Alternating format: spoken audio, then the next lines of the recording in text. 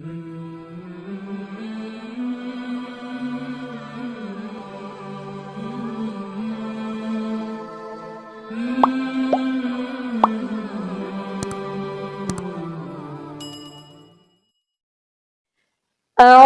بالله من الشيطان الرجيم. بسم الله الرحمن الرحيم. إذا وقعت الواقعة ليس لوقعتها كاذبة خافضة رافعة. إذا رجت الأرض رجا وبست الجبال بسا فكانت هباء منبثا وكنتم أزواجا ثلاثة فأصحاب الميمنة ما أصحاب الميمنة وأصحاب المشأمة ما أصحاب المشأمة والسابقون السابقون أولئك المقربون في جنات النعيم. ثلة من الأولين وقليل من الآخرين على سرر موضونة متكئين عليها متقابلين. يطوف عليهم ولدان مخلدون بأكواب وأباريق وكأس من معين لا يصدعون عنها ولا ينزفون وفاكهة مما يتخيرون ولحم طير مما يشتهون وحور عين كأمثال اللؤلؤ المكنون جزاء بما كانوا يعملون. لا يسمعون فيها لغوا ولا تأثيما إلا قيلا سلاما. وأصحاب اليمين ما أصحاب اليمين في سدر مخضود وطلح ممدود وظل ممدود وماء مسكوب وفاكهة كثيرة لا مقطوعة ولا ممنوعة وفرش مرفوعة. إنا أنشأناهن إنشاء فجعلناهن أبكارا عربا أترابا لأصحاب اليمين. ثلة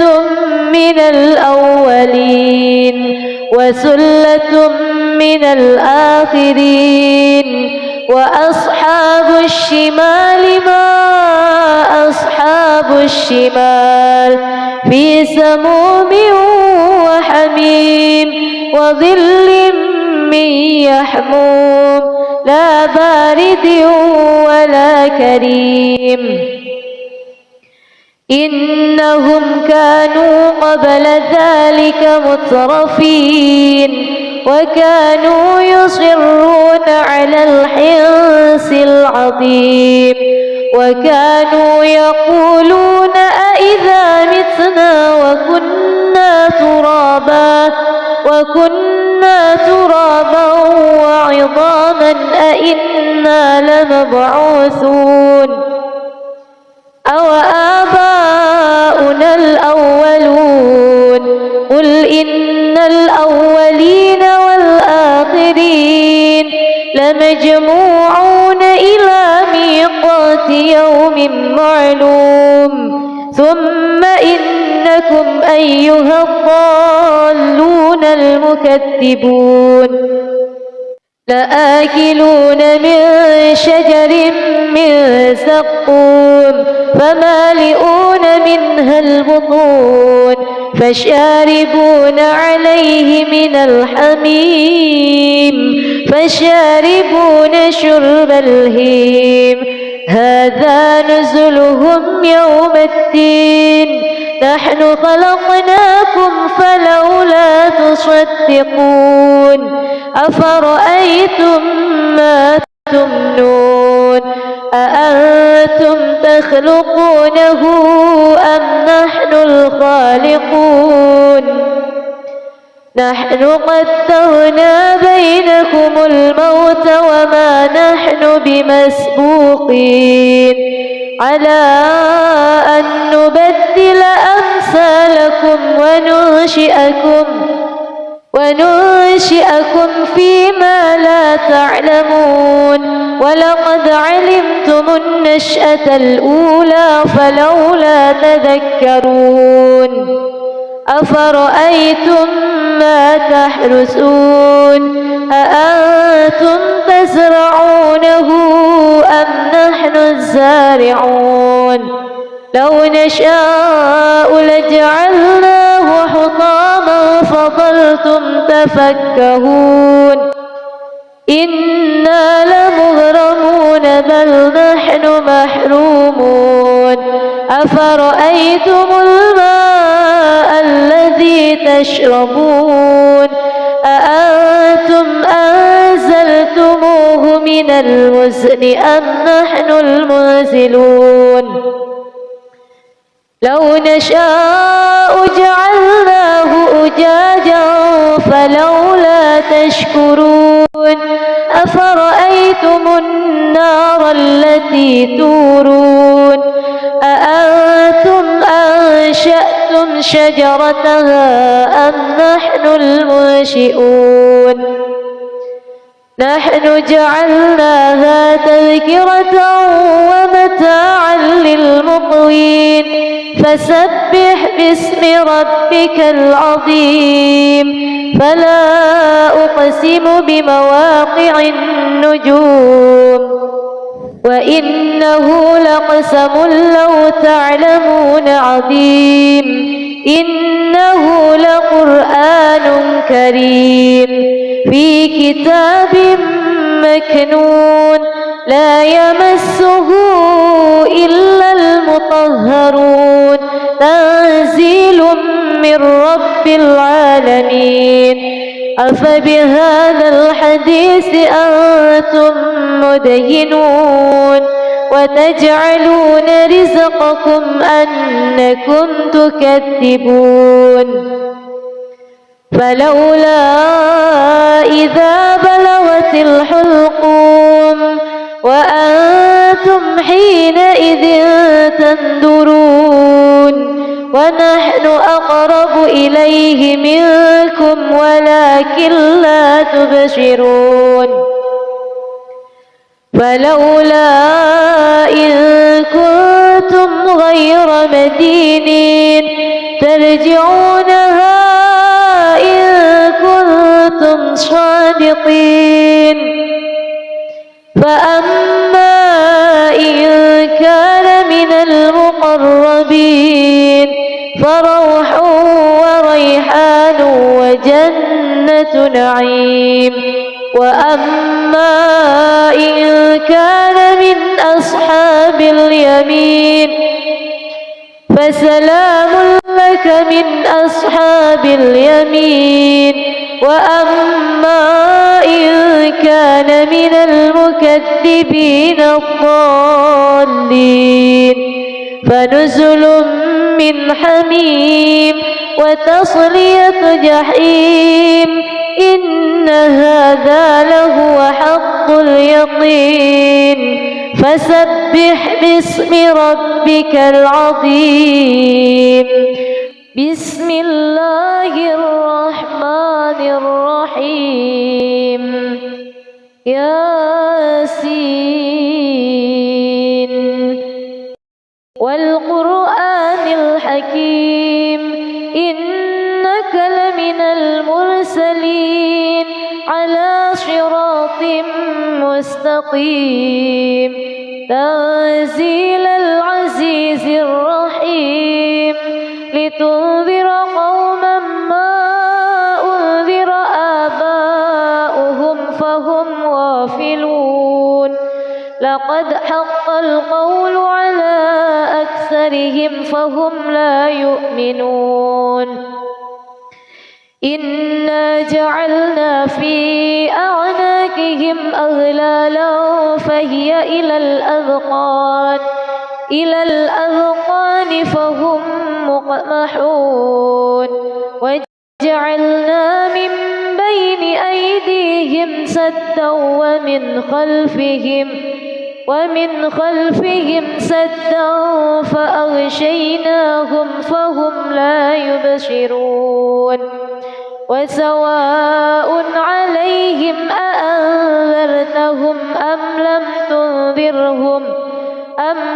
تنذرهم لا يؤمنون إنما تنذر من اتبع الذكر وخشي الرحمن بالغيب فبشره بمغفرة وأجر كريم إنا نحن نحيي الموتى ونكتب ما قدموا وآثارهم وكل شيء أحصيناه في إمام مبين واضرب لهم مثلا أصحاب القرية إذ جاءها المرسلون إذ أرسلنا إليهم اثنين فكذبوهما فعززنا بثالث فقالوا إنا إليكم مرسلون قالوا ما أنتم إلا بشر مثلنا وما أنزل الرحمن من شيء إن أنتم إلا تكذبون قالوا ربنا يعلم إنا إليكم لمرسلون وما علينا إلا البلاغ المبين قالوا إنا تطيرنا بكم لئن لم تنتهوا لنرجمنكم وليمسنكم منا عذاب أليم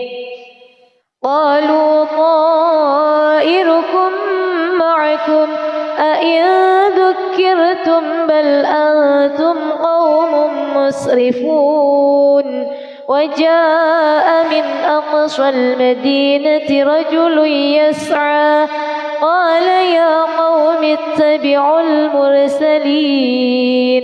اتبعوا من لا يسألكم أجرا وهم مهتدون وما لي لا أعبد الذي فطرني وإليه ترجعون أأتخذ من دونه آلهة إن يردني الرحمن بضر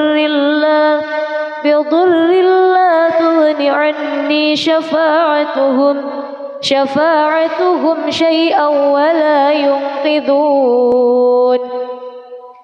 إني إذا لفي ضلال مبين إني آمنت بربكم فاسمعون قيل ادخل الجنة قال يا ليت قومي يعلمون بما غفر لي ربي وجعلني من المكرمين وما أنزلنا على قومه من بعده من جند من السماء وما كنا منزلين إن كانت إلا صيحة واحدة فإذا هم خامدون يا حسرة على العباد ما يأتيهم من رسول إلا كانوا به يستهزئون ألم يروا كم أهلكنا قبلهم من القرون أنهم إليهم لا يرجعون وإن كل لما جميع لدينا محضرون وآية لهم الأرض الميتة أحييناها وأخرجنا منها حبا فمنه يأكلون وجعلنا فيها جنات من نخيل وأعناب وفجرنا فيها من العيون ليأكلوا من ثمره وما عملته أيديهم أفلا يشكرون سبحان الذي خلق الأزواج كلها مما تنبت الأرض ومن أنفسهم ومما لا يعلمون وآية لهم الليل نسلخ منه النهار فإذا هم مظلمون والشمس تجري لمستقر لها ذلك تقدير العزيز العليم والقمر قدرناه منازل حتى عاد كالعرجون القديم لا الشمس ينبغي لها أن تدرك القمر ولا الليل سابق النهار وكل في فلك يسبحون وآية لهم أنا حملنا ذريتهم في الفلك المشحون وخلقنا لهم من مثله ما يركبون وإن نشأ نغرقهم فلا صريخ لهم ولا هم ينقذون إلا رحمة منا ومتاعا إلى حين وإذا قيل لهم اتقوا ما بين أيديكم وما خلفكم لعلكم ترحمون وما تأتيهم من آية من آيات ربهم إلا كانوا عنها معرضين وإذا قيل لهم أنفقوا مما رزقكم الله قال الذين كفروا للذين آمنوا أنطعم من لو يشاء الله أطعمه إن أنتم إلا في ضلال مبين ويقولون متى هذا الوعد إن كنتم صادقين ما ينظرون إلا صيحة واحدة تأخذهم وهم يخصمون فلا يستطيعون توصية ولا إلى أهلهم يرجعون ونفخ في الصور فإذا هم من الأجداث إلى ربهم ينسلون قالوا يا ويلنا من بعثنا من مرقدنا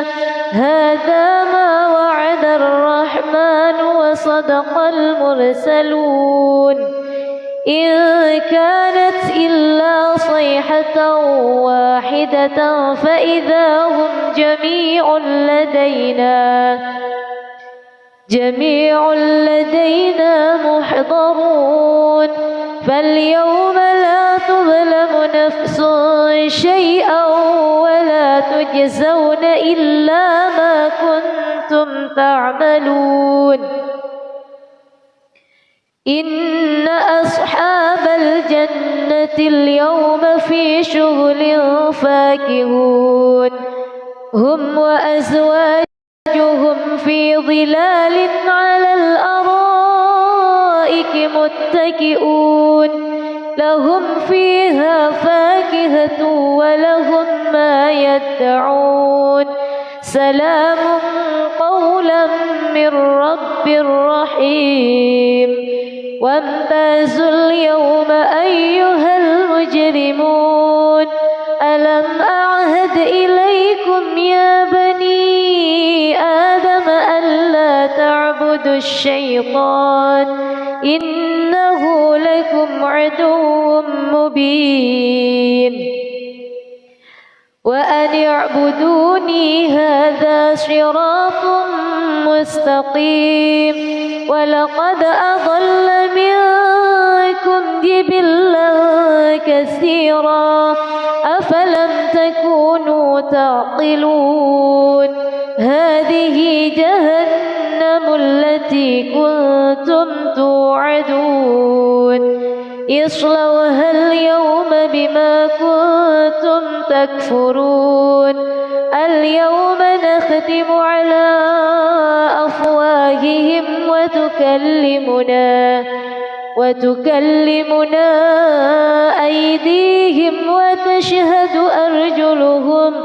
وتشهد أرجلهم بما كانوا يكسبون ولو نشاء لطمسنا على أعينهم فاستبقوا الصراط فأنى يبصرون ولو نشاء لمسخناهم على مكانتهم فما استطاعوا مضيا ولا يرجعون ومن نعمره ننكسه في الخلق أفلا يعقلون وما علمناه الشعر وما ينبغي له إن هو إلا ذكر وقرآن مبين لينذر من كان حيا ويحق القول على الكافرين أولم يروا أنا خلقنا لهم مما عملت أيدينا أنعاما فهم لها مالكون وذللناها لهم فمنها ركوبهم ومنها يأكلون ولهم فيها منافع ومشارب أفلا يشكرون واتخذوا من دون الله آلهة لعلهم ينصرون لا يستطيعون نصرهم وهم لهم جند محضرون فلا يحزنك قولهم إنا نعلم ما يسرون وما يعلنون أولم ير الإنسان أنا خلقناه من نطفة فإذا هو خصيم مبين وضرب لنا مثلا ونسي خلقه قال من يحيي العظام وهي رميم قل يحييها الذي أنشأها أول مرة وهو عليم الذي جعل لكم من الشجر الأخضر نارا فإذا أنتم منه توقدون أوليس الذي خلق السماوات والأرض بقادر على أن يخلق مثلهم بلى وهو الخلاق العليم إنما أمره إذا أراد شيئا أن يقول له كن فيكون فسبحان الذي بيده ملكوت كل شيء وإليه ترجعون بسم الله الرحمن الرحيم ألف لام را كتاب أنزلناه إليك لتخرج الناس من الظلمات إلى النور بإذن ربهم إلى صراط العزيز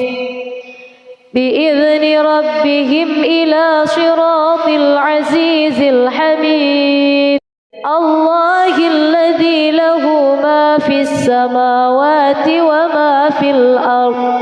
وويل للكافرين من عذاب شديد الذين يستحبون الحياة الدنيا على الآخرة ويصدون عن سبيل الله ويبغونها عوجا أولئك في ضلال بعيد وما أرسلنا من رسول إلا بلسان قومه ليبين لهم فيضل الله من يشاء ويهدي من يشاء وهو العزيز الحكيم ولقد أرسلنا موسى بآياتنا أن أخرج قومك من الظلمات إلى النور وذكرهم بأيام الله إن في ذلك لآيات لكل صبار شكور وإذ قال موسى لقومه اذكروا نعمة الله عليكم إذ أنجاكم من آل فرعون يسومونكم سوء العذاب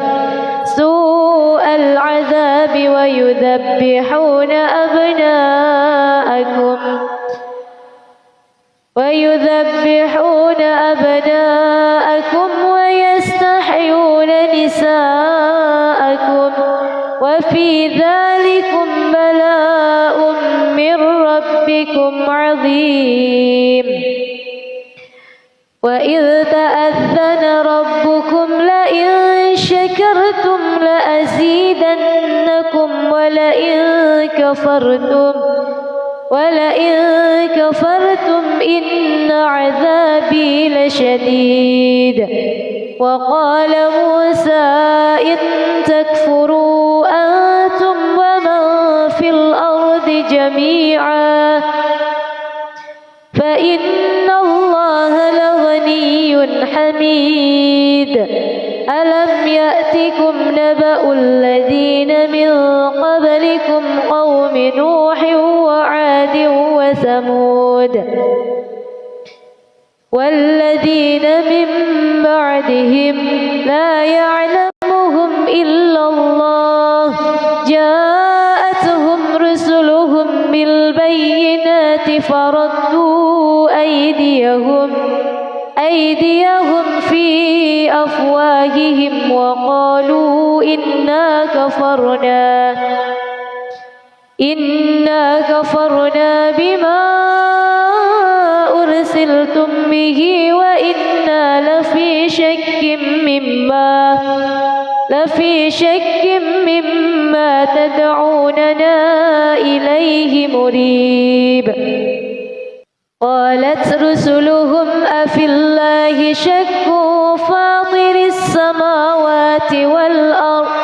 يدعوكم ليغفر لكم من ذنوبكم ويؤخركم إلى أجل مسمى. قالوا إن أنتم إلا بشر مثلنا تريدون أن تصدونا عما كان يعبد آباؤنا فأتونا بسلطان مبين. قالت لهم رسلهم إن نحن إلا بشر مثلكم ولكن الله يمن على من يشاء من عباده وما كان لنا أن نأتيكم بسلطان إلا بإذن الله وعلى الله فليتوكل المؤمنون. وما لنا ألا نتوكل على الله وقد هدانا سبلنا ولنصبرن على ما آذيتمونا وعلى الله فليتوكل المتوكلون. وقال الذين كفروا لرسلهم لنخرجنكم من أرضنا أو لتعودن في ملتنا. فأوحى إليهم ربهم لنهلكن الظالمين ولنسكننكم الأرض من بعدهم ذلك لمن خاف مقامي وخاف وعيد. واستفتحوا وخاب كل جبار عنيد. من ورائه جهنم ويسقى من ماء صديد يتجرعه ولا يكاد يسيغه ويأتيه الموت من كل مكان وما هو بميت ومن ورائه عذاب غليظ. مثل الذين كفروا بربهم أعمالهم كرماد اشتدت به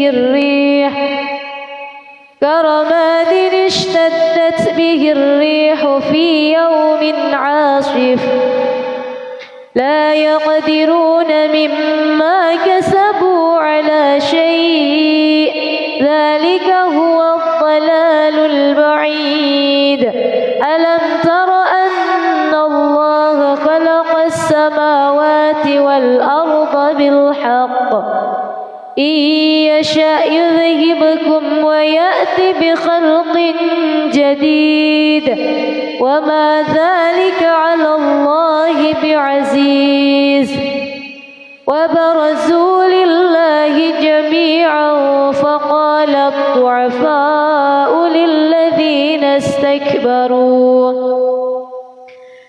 للذين استكبروا إنا كنا لكم تبعا فهل أنتم مغنون عنا من عذاب الله من شيء. قالوا لو هدانا الله لهديناكم سواء علينا أجزعنا أم صبرنا لنا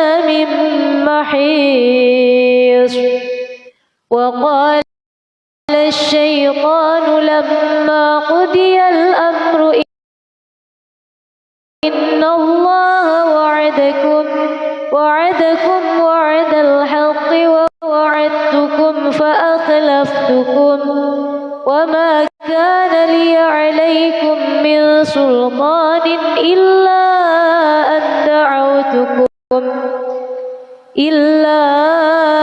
دعوتكم فاستجبتم لي فلا تلوموني ولوموا أنفسكم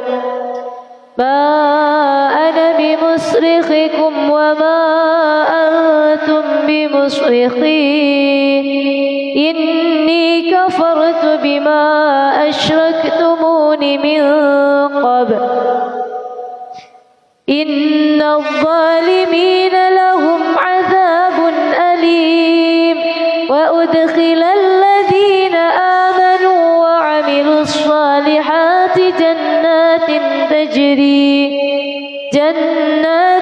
تجري من تحتها الأنهار خالدين فيها بإذن ربهم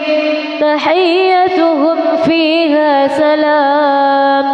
ألم تر كيف ضرب الله مثلا كلمة طيبة كشجرة طيبة أصلها ثابت وفرعها في السماء تؤتي أكلها كل حين بإذن ربها ويضرب الله الأمثال للناس لعلهم يتذكرون ومثل كلمة خبيثة كشجرة خبيثة اجتثت من فوق الأرض ما لها من قرار يثبت الله الذين آمنوا بالقول الثابت في الحياة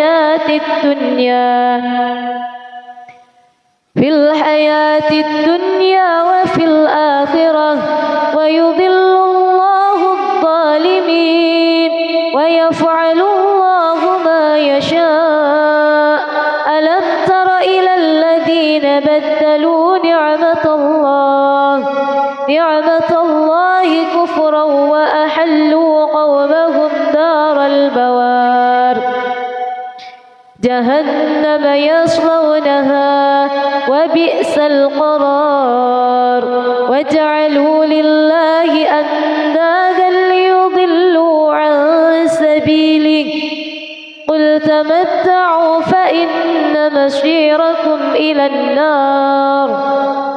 قل لعبادي الذين آمنوا يقيموا الصلاة وينفقوا مما رزقناهم سرا وعلانية من قبل أن يأتي يوم لا بيع فيه ولا خلال الله الذي خلق السماوات والأرض وأنزل من السماء ماء فأخرج به من الثمرات رزقا لكم وسخر لكم الفلك لتجري في البحر بأمره وسخر لكم الأنهار وسخر لكم الشمس والقمر دائبين وسخر لكم الليل والنهار وآتاكم من كل ما سألتموه وإن تعدوا نعمة الله لا تحصوها إن الإنسان لظلوم كفار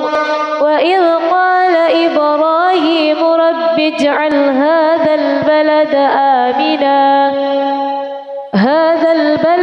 آمنا واجنبني وبني أن نعبد الأصنام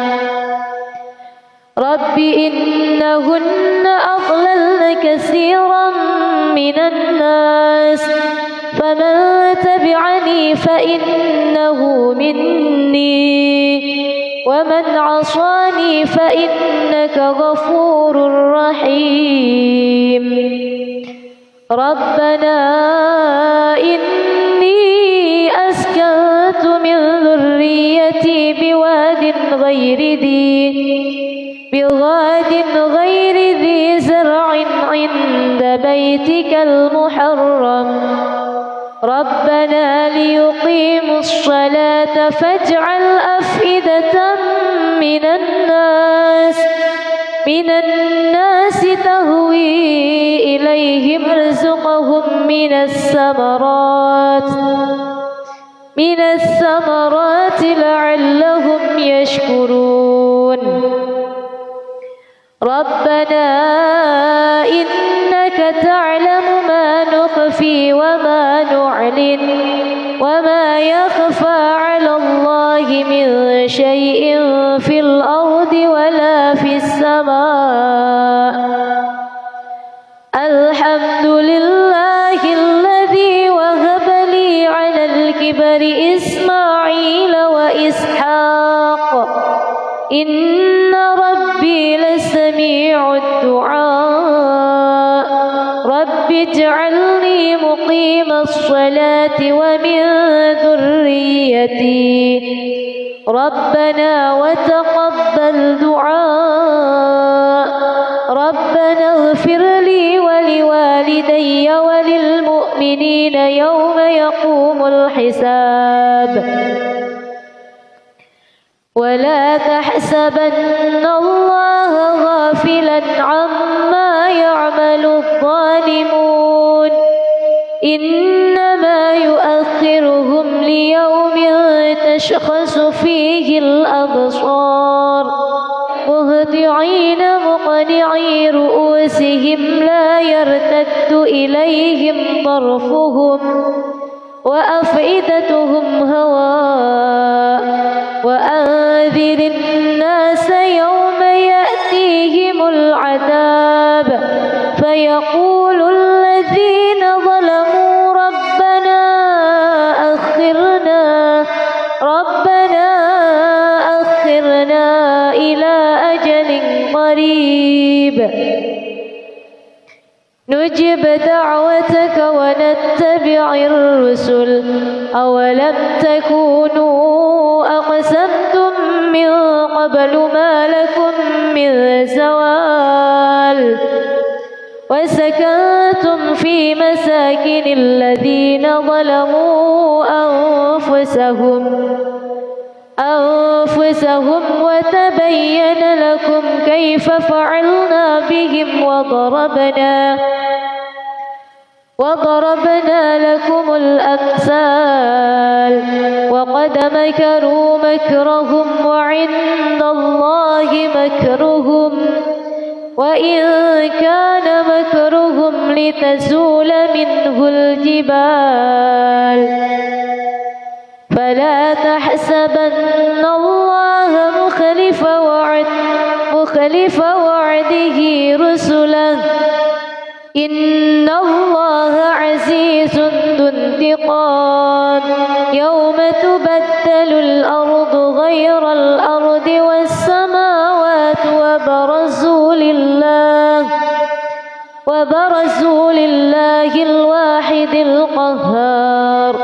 وترى المجرمين يومئذ مقرنين في الأصفاد سرابيلهم من قطران وتغشى وجوههم النار ليجزي الله كل نفس ما كسبت إن الله سريع الحساب هذا بلاغ للناس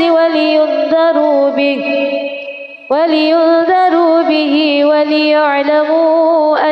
أنما هو إله واحد وليذكر أولو الألباب. بسم الله الرحمن الرحيم. الرحمن علم القرآن خلق الإنسان علمه البيان. الشمس والقمر بحسبان والنجم والشجر يسجدان والسماء رفعها ووضع الميزان ألا تطغوا في الميزان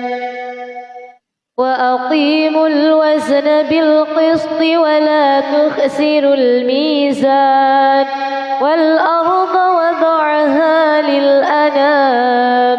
فيها فاكهة والنخل ذات الأكمام والحب ذو العصف والريحان. فبأي آلاء ربكما تكذبان؟ خلق الإنسان من صلصال كالفخار وخلق الجان من مارج من نار. فبأي آلاء ربكما تكذبان؟ رب المشرقين ورب المغربين. فبأي آلاء ربكما تكذبان؟ مرج البحرين يلتقيان بينهما برزخ لا يبغيان. فبأي آلاء ربكما تكذبان؟ يخرج منهما اللؤلؤ والمرجان. فبأي آلاء ربكما تكذبان؟ وله الجوار المنشآت في البحر كالأعلام. فبأي آلاء ربكما تكذبان؟ كل من عليها فان ويبقى وجه ربك ذو الجلال والإكرام. فبأي آلاء ربكما تكذبان؟ يسأله من في السماوات والأرض كل يوم هو في شأن. فبأي آلاء ربكما تكذبان؟ سنفرغ لكم أيها الثقلان. فبأي آلاء ربكما تكذبان؟ يا معشر الجن والإنس إن استطعتم أن تنفذوا من أقطار السماوات والأرض فانفذوا لا تنفذون إلا بسلطان. فبأي آلاء ربكما تكذبان؟ يرسل عليكما شواظ من نار ونحاس فلا تنتشران. فبأي آلاء ربكما تكذبان؟ فإذا انشقت السماء فكانت وردة كالدهان. فبأي آلاء ربكما تكذبان؟ فيومئذ الإنس ولا جان. فبأي آلاء ربكما تكذبان؟ يعرف المجرمون بسيماهم فيؤخذ بالنواصي والأقدام. فبأي آلاء ربكما تكذبان هذه جهنم التي يكذب بها المجرمون يطوفون بينها وبين حميم آن فبأي آلاء ربكما تكذبان ولمن خاف مقام ربه جنتان فبأي آلاء ربكما تكذبان ذواتا أفنان فبأي آلاء ربكما تكذبان فيهما عينان تجريان فبأي آلاء ربكما تكذبان فيهما من كل فاكهة زوجان فبأي آلاء ربكما تكذبان فيهما من كل فاكهة زوجان فبأي آلاء ربكما تكذبان متكئين على فرش بطائنها من استبرق وجنى الجنتين دان فبأي آلاء ربكما تكذبان فيهن قاصرات الطرف لم يطمثهن إنس قبلهم ولا جان فبأي آلاء ربكما تكذبان فيهما من كل فاكهة زوجان فبأي آلاء ربكما تكذبان متكئين على فرش بطائنها من استبرق وجنى الجنتين دان فبأي آلاء ربكما تكذبان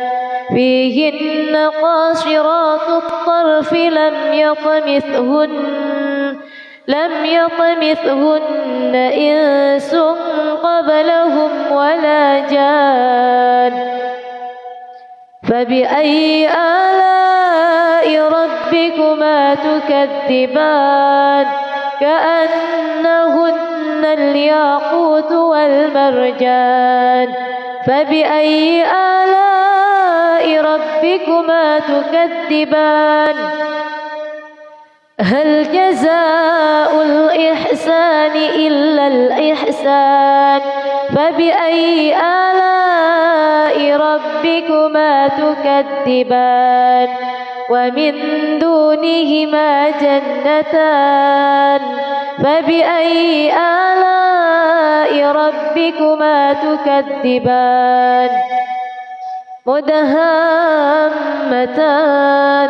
فبأي آلاء ربكما تكذبان فيهما عينان نضاختان فبأي آلاء ربكما تكذبان فيهما فاكهة ونخل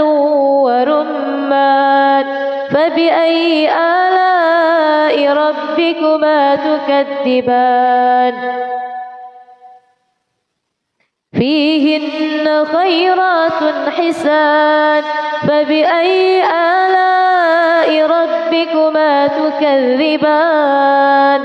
حور مقصورات في الخيام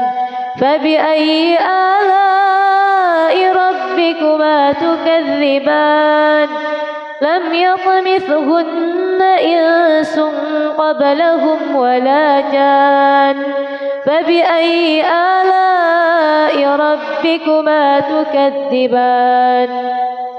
متكئين على رفرف خضر وعبقري حسان فبأي آلاء ربكما تكذبان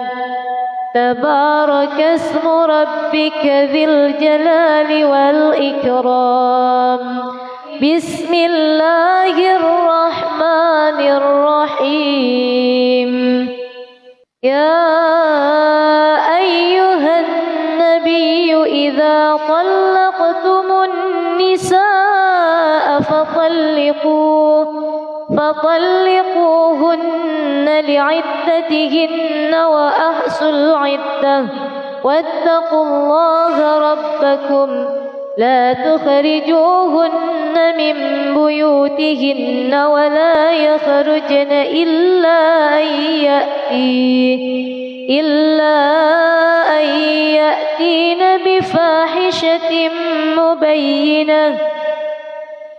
وتلك حدود الله ومن يتعد حدود الله فقد ظلم نفسه لا تدري لعل الله يحدث بعد ذلك أمرا فإذا بلغن أجلهن فأمسكوهن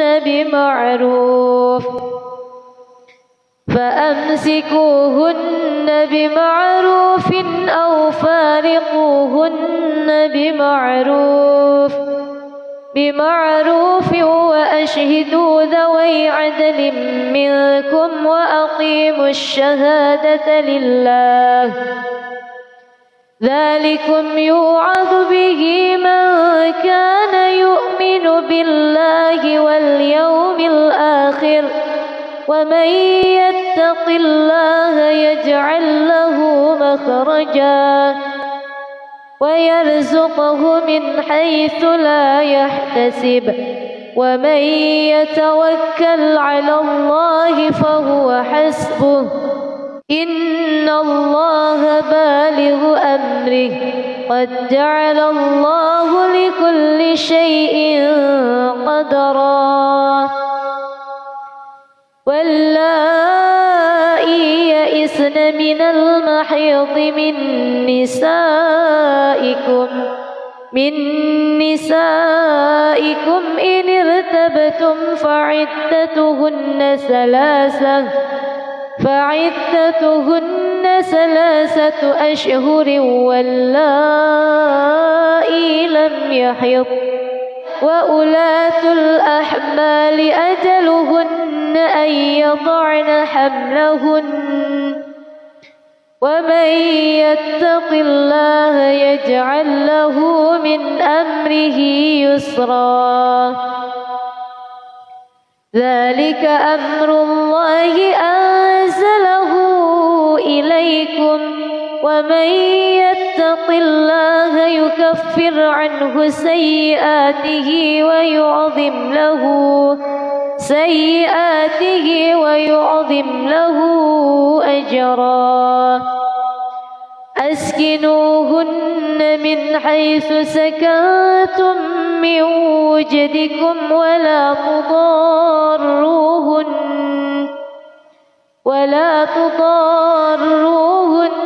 لتضيقوا عليهن وإن كن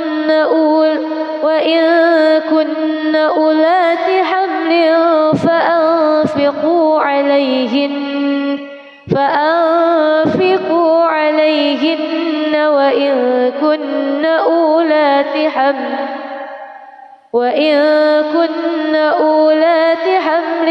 فأنفقوا عليهن وإن كن أولات حمل فأنفقوا عليهن حتى يضعن حملهن فإن أرضعن لكم فآتوهن أجورهن وأتمروا بينكم بمعروف وإن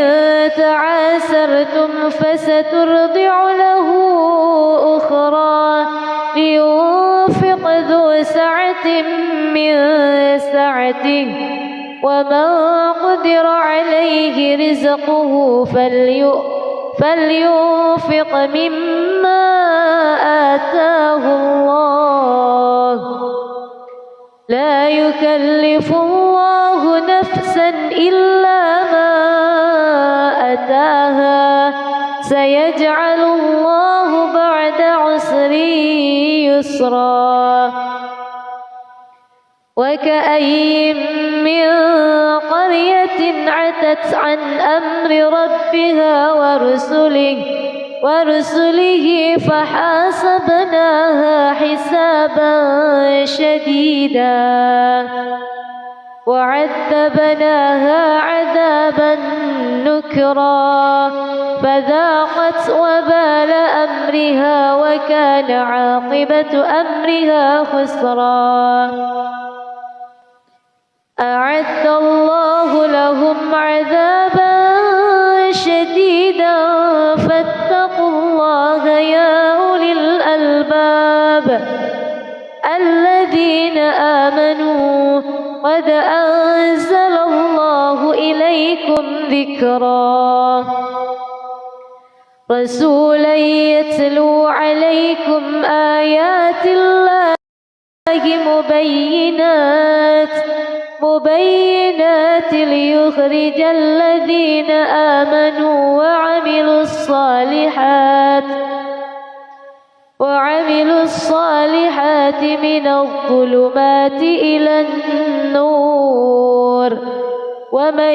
يؤمن بالله ويعمل صالحا يدخله جنات تجري من تحتها الأنهار خالدين فيها أبدا قد أحسن الله له رزقا الله الذي خلق 7 سماوات ومن الأرض مثلهن يتنزل الأمر بينهن لتعلموا أن الله على كل شيء قدير وأن الله قد أحاط بكل شيء علما